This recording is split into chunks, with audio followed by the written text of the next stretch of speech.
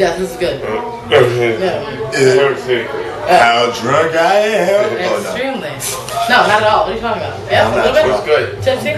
It's your girl Raven, the Blazing Eurasian. Raven, what up with it? What up? BrooklynBodega.com, Brooklyn Hip Hop Festival, Brooklyn Bodega Radio. Yeah. And why don't you guys introduce yourself? My name is Pharoahe Monch. I'm mostly always with a drink in my hand and shit. We just got finished at the Sputnik in Brooklyn. Because Brooklyn always represented was real thick and hot and sweaty. And we did that specifically at Sputnik in Brooklyn because we wanted to bring the raw hip hop vibe to commemorate the 10th anniversary and Turn of Affairs album. And that's what we doing. I got my man Showtime here. Right here. Yes, sir. Shouts to my man Pharoahe Monch. 10 years. I already know what it is, man. It's Showtime. So tell me, how does it feel, both of y'all? Okay, with you, how does it feel to work with Monch? I mean, I know you worked on the last album, but to be here at the 10-year anniversary. It's actually amazing. It's amazing, man, because, you know, working with a lyrical genius like Pharoahe Monch, you know what I mean? I remember listening to all those records I used to hear. I was like, yo, dude is dope. Be singing and shit, you know what I mean? Yes, you do. Dude is real ill, you know what I mean? And then you know what I mean? Then I got blessed to be in the presence here, and it was like, we just clicked like brothers, and it's been wonderful ever since, you know, it's been wonderful. I do think that your voices actually complement each other, you know what I'm saying, which is really, really important because, you know, you got MCs that obviously dig, you know, singers, and then singers that dig MCs, so I think that's a great thing. So I asked him obviously how it feels to work with you, lyrical monster. You know, you've been in this game for much longer than that. That this is the 10-year anniversary. Tell me, as an artist now, right? You obviously have We Are Renegade coming out, correct? And you have the 10-year anniversary. How are you different or the same in the years that you've been an MC? I mean, you definitely, just as a person, you gain more knowledge when you evolve.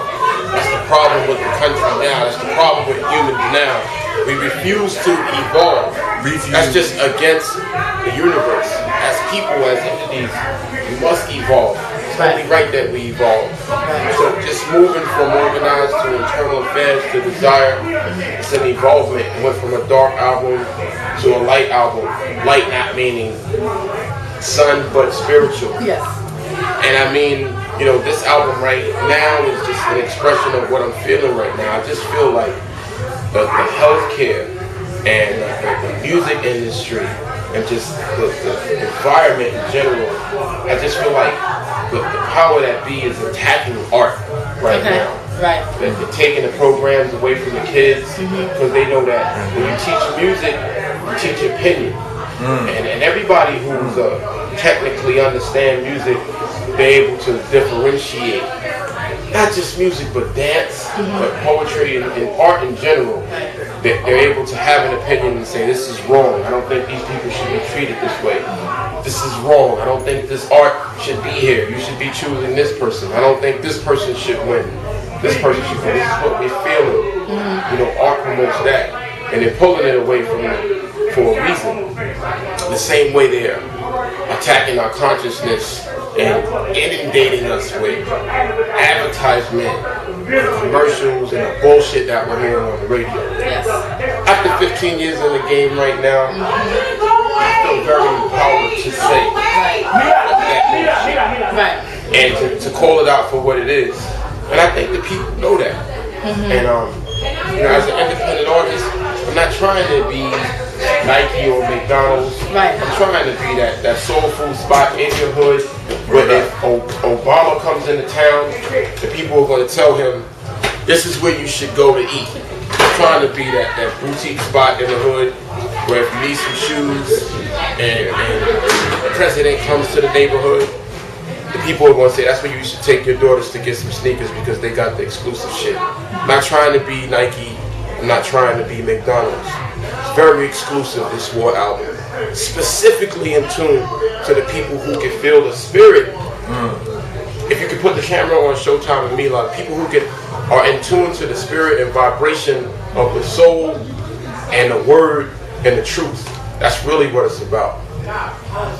That's powerful. And you know, we're talking about just the music. I mean, you talk about the soul and feeling it. I mean, these two amazing vocalists. They show that. This is V-Lock. This is V-Lock's cleavage. This is Showtime. So tell me, I mean, we were just talking Showtime, you know, about as far as like feeling music and singing for an MC like this. You know, when you are singing, you know, like you hear these rap songs, you know what I'm saying, usually, and then they have some nice vocals in the background. Yeah.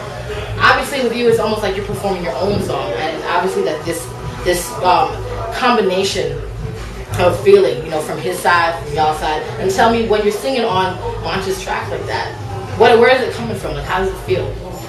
Well, it's working with Monch is not really like working with any other artist that you know, and I haven't admittedly worked with much because I'm very kind of, you know, snobbish about. I've been lucky to work with and, you know, tour with artists that I really love and respect. Mm-hmm. And it hasn't been very many. It's been Pharoahe, it's been Bilal, it's been Zach, my mama, you know, and so I go for what I love in terms of my background singing, because I'm not really a career backup singer. It's crazy with Monch, it's almost like not even really backup singing. It's right. Like, not at all, that's what I mean. It's your own song.